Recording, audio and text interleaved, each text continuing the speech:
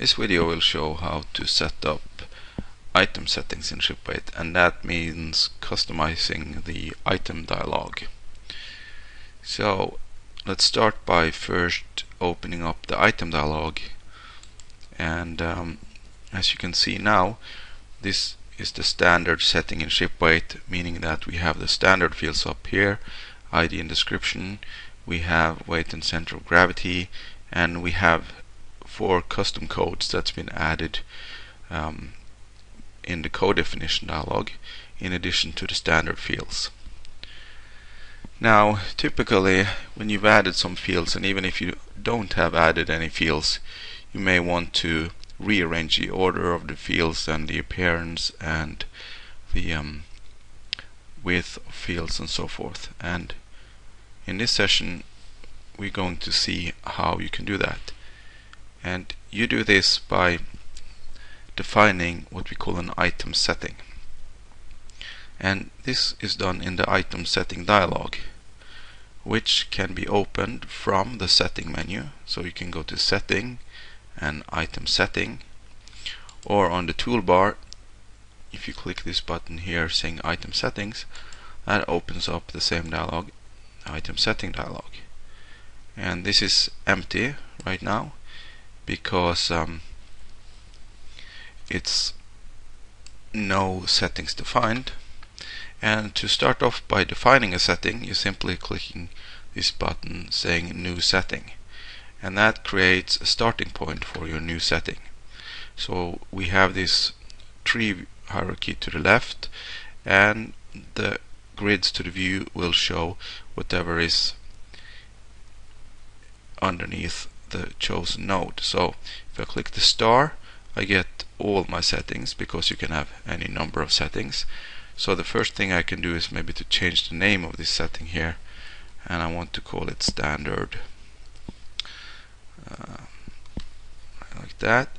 And if I expand the standard here, you'll see that the 2 subnodes, and these 2 subnodes are called single view and table view. And what this refers to is what you will see here in the item dialog. The single view is this area here, the upper part of the item dialog, where you can see one single item. That's why it's called single view, and you see all fields for that item. Now the table view then of course is the table below. That's the view of this table, and this shows all items loaded into the item dialog. And since it's divided into the single view and table view, you can have different settings for this part of the dialog and this part of the dialog. If we expand the single view and the table view, you will see that there are some groups below: ID and description, weight and center of gravity, codes, and hidden. And these groups refer to what you see here as codes within a certain frame. So this frame here is called ID and description, this here is called weight and center of gravity, and there is a frame around the codes belonging to that, and then we have the codes here.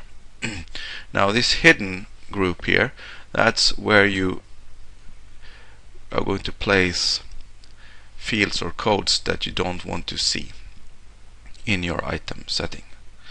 Now if we expand the groups, you will see that below each group we can find the fields that are in these groups. You can set colors to these frames as well and groups, and the default, when you create a new setting, you get some default colors here for each of these groups, but we can change them by double clicking and selecting any color we'd like. So for example, if I want to have a stronger red one for this, and maybe a clear blue one here, and a dark green for my custom codes, I can select that. And if I go to the table view, I can use some completely different colors, for example orange for my ID and description, and purple for my weight and center of gravity. Now this is all up to you what kind of colors you want, and it's just to help you in the item dialog to know where you are. Okay, so the next thing here is that maybe we want to rearrange the order of some of these fields. For example, the vertical moment, maybe I want to look at that right next to my VCG field. So to do that, I click vertical moment and I just drag it to the VCG and drop it. So only, click, hold, drag and drop. So drag and drop within this tree to rearrange the order. So now I've moved my vertical moment from my codes fields up to this weight and CG field. And maybe I want my maturity field to be right next to my description field. Again, I can just click on maturity, drag it to description and drop it to place it right there. And I can also rearrange within a group, of course. So for example, if I want LCG to be my first center of gravity, again I drag and drop to rearrange so that I have LCG before VCG. And finally, if there are some codes that I want to hide, for example, let's say the extension here, VCG min and max, LCG min and max, and TCG min and max, if I don't want to look at them in the single view, then I just click and drag them into this hidden group. So I'll drag each one of them into the hidden group. Let's say that now I am happy with my new item setting, and then I close it. And to activate the setting, in this drop list in the menu here, I will see my settings. And remember, now we just defined one setting, but you can define any number of settings that you want. So you may have one setting for entering in equipment, and one setting for entering in bulk items, maybe one for standard, and maybe one for more enhanced input. And you activate them by selecting them in the drop list, and now you can see that we have colors around the frames, we have maturity up next to description, my V moment is next to VCG, and comment and block are still in my codes frames, and we get the colors according to our setting.